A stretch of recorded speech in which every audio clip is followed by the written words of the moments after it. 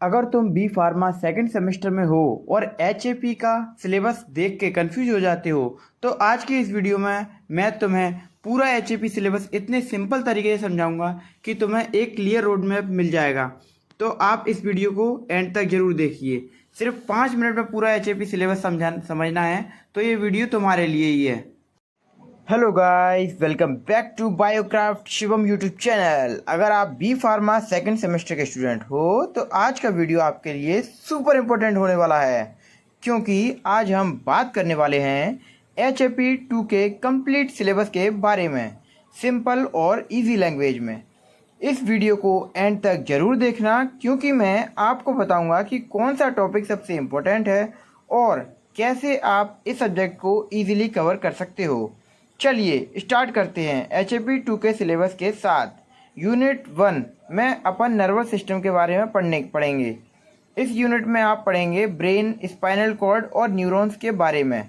ये यूनिट थोड़ा कॉन्सेप्चुअल होता है, इसलिए डायग्राम समझना बहुत इंपॉर्टेंट होता है। तो दोस्तों, इस यूनिट में अपन पढ़ेंगे organisation of nervous system, neuron, neuroglia, classification and properties of nerve fibre, electrophysiology, action potential, nerve impulse, receptors, synapse, neurotransmitters और सेंट्रल नर्वस सिस्टम, जिसके अंदर मेनिंजेस पढ़ेंगे, ventricles of brain and cerebro spinal fluid पढ़ेंगे, structure and functions of brain, cerebrum, brain stem, cerebellum और spinal cord, जिसके अंदर अपन पढ़ेंगे gross structure, functions of efferent and afferent, nerve tract, reflex activities.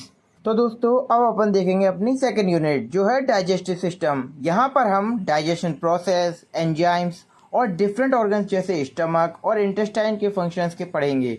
ये यूनिट एग्जाम के लिए काफ़ी इंपॉर्टेंट होता है। तो दोस्तों, इस यूनिट में अपन पढ़ेंगे एनाटॉमी ऑफ जीआई ट्रैक्ट, बोले तो gastro intestinal tract, with special reference to anatomy and functions of stomach, acid production in the stomach, regulation of acid production through parasympathetic nervous system, pepsin role in protein digestion, small intestine and large intestine, anatomy and functions of salivary glands, pancreas and liver, movements of GIT, digestion and absorption of nutrients and disorders of GIT. और अपन human digestive system पढ़ेंगे इसी के अंदर, जैसे mouth के बाद में ईसोफेगस, फिर लैरिंग्स, फेरिंग्स, उसके बाद में liver, stomach, pancreas, small intestine, large intestine और रेक्टम और एनस। ये सब कुछ अपन डिटेल में पढ़ेंगे। अब दोस्तों, इसी यूनिट में एक और छोटा सा टॉपिक आता है जिसे बोलते हैं अपन एनर्जेटिक्स, जिसमें अपन पढ़ेंगे formation and role of ATP की फॉर्मेशन की एटीपी कैसे फॉर्म होती है और इसका क्या रोल होता है। और अपन पढ़ेंगे creatinine phosphate and BMR, basal metabolic rate. तो दोस्तों, अब अपन बात करेंगे अपनी यूनिट 3 के बारे में, जिसमें अपन पढ़ेंगे रेस्पिरेटरी सिस्टम। और इसके अंदर अपन पढ़ेंगे anatomy of respiratory system with special reference to anatomy of lungs. और पढ़ेंगे अपन mechanism of respiration and regulation of respiration. इसके बाद अपन पढ़ेंगे लंग वॉल्यूम्स, जैसे अपनी टाइडल वॉल्यूम्स होती है, इंस्पिरेटरी रिजर्व वॉल्यूम IRV होती है, और अपनी होती है एक्सपायरेटरी रिजर्व वॉल्यूम ERV होती है, और अपनी होती है रेजिडुअल वॉल्यूम, जिसको अपन RV बोलते हैं। और अपन पढ़ेंगे यहाँ पे IC, बोले तो इंस्पिरेटरी कैपेसिटी, और अपन पढ़ेंगे अपन EC, बोले तो एक्सपायरेटरी कैपेसिटी, और अपन पढ़ेंगे अपनी TLC, टोटल लंग कैपेसिटी। अपन पढ़ेंगे FRC, फंक्शनल रेजिडुअल कैपेसिटी। अपन पढ़ेंगे VC, वाइटल कैपेसिटी और भी। और अपन पढ़ेंगे इसमें ट्रांसपोर्ट ऑफ रेस्पिरेटरी गैसेस, और पढ़ेंगे artificial respiration and resuscitation methods, और human respiratory system, nasal cavity, nostril, oral cavity, pharynx, larynx, trachea, left main bronchus, right main bronchus, left lung, right lung, diaphragm. अपन inspiration कैसे करते हैं, expiration कैसे करते हैं, पूरी मैकेनिज्म मैं आपको इन डिटेल में पढ़ाने वाला हूँ इस यूनिट में। अब अपन देखेंगे अपनी नेक्स्ट यूनिट, नेक्स्ट यूनिट देखने से पहले मैं आपको बता दूं कि इसी यूनिट थर्ड में अपन को यूरिनरी सिस्टम भी पढ़ना है, जिसमें अपन पढ़ेंगे anatomy of urinary tract with special reference to anatomy of kidney and nephrons, functions of kidney and urinary tract और फिजियोलॉजी ऑफ यूरिन फॉर्मेशन और micturition, reflex and role of kidneys in acid base balance.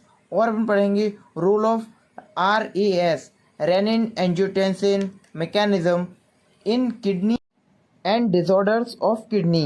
तो इस unit में अपन को इसमें आपको दिख रही होगी inferior vena cava, aorta, renal artery, adrenal gland, right kidney, left kidney, renal vein, disorder, dorsal aorta, ureter, urinary bladder, urethra. ये डायग्राम से भी अच्छे डायग्राम्स मैं आपको डिटेल में और इनकी एनाटमी आपको इनको खोल खोल के अच्छे से एक्सप्लेन करूँगा। अब चलते हैं अपनी अपनी नेक्स्ट यूनिट पर। तो दोस्तों नेक्स्ट यूनिट अपनी फोर्थ है, जो है एंडोक्राइन सिस्टम। और इसके अंदर अपन पढ़ेंगे क्लासिफिकेशन ऑफ हार्मोन्स, कि हार्मोन्स का वर्गीकरण कैसे करते हैं, मैकेनिज्म ऑफ हार्मोन और action, structure and functions of pituitary gland, pituitary gland का स्ट्रक्चर कैसा है, उसकी फंक्शंस कैसे होती है। और पैराथायराइड ग्लैंड के बारे में पढ़ेंगे, एड्रिनल ग्लैंड के बारे में पढ़ेंगे, पैनक्रियास के बारे में पढ़ेंगे, पीनियल ग्लैंड के बारे में पढ़ेंगे, थाइमस एंड देयर डिसऑर्डर्स और उनकी बीमारियों के बारे में अपन पढ़ेंगे।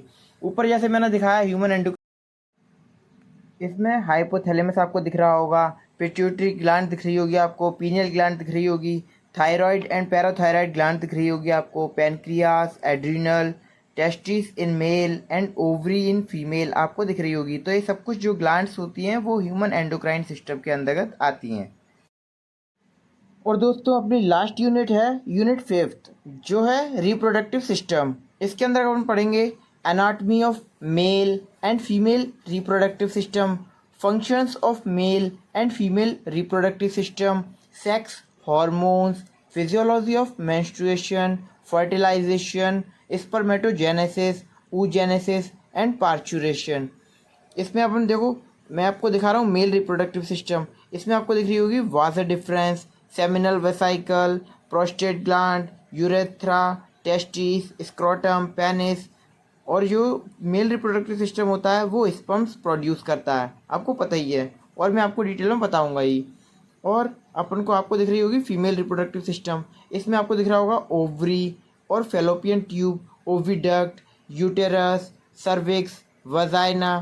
जो आपको पता होगा कि फीमेल रिप्रोडक्टिव सिस्टम, जिसको ओवा भी बोलते हैं, और ये site of development of baby, ये बेबी के डेवलपमेंट, बेबी के विकास की जगह होती है।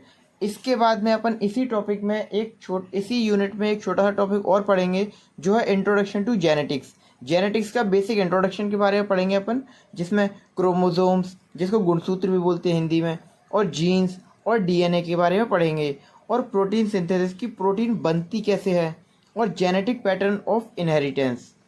तो दोस्तों आज के इस वीडियो में हमने HAP 2 का पूरा सिलेबस क्लियर कर लिया। अगर आपको ये वीडियो हेल्पफुल लगा हो तो वीडियो को लाइक ज़रूर करें और चैनल को सब्सक्राइब करें, क्योंकि आगे आने वाले वीडियोस में हम हर टॉपिक को डिटेल्स में आसान लैंग्वेज में समझेंगे। Keep learning, keep growing. मिलते हैं नेक्स्ट वीडियो में। बस दोस्तों आज के लिए इतना ही। अगर आपको समझ आया हो तो एक लाइक कर देना और अपने दोस्तों के साथ शेयर करना मत भूलना। और हाँ, चैनल को सब्सक्राइब कर लो, क्योंकि हम HAP को 0 से हीरो लेवल तक कवर करने वाले हैं, यूनिट बाय यूनिट। मिलते हैं नेक्स्ट वीडियो में। अगर आपको सच में HAP आसान तरीके से समझना है तो इस चैनल को अभी सब्सक्राइब कर लो, लाइक करो, शेयर करो और बेल आइकन दबाना मत भूलना, क्योंकि अगली वीडियो में हम शुरू करने वाले हैं फुल कंसेप्ट क्लैरिटी के साथ। This is Biocraft Shivam. See you in the next one. और आपको इस नोट्स को चाहिए तो कमेंट कर दीजिए, मैं आपको नोट्स प्रोवाइड कर दूंगा जल्द ही। मिलते हैं नेक्स्ट वीडियो में। जय हिंद, जिंदाबाद।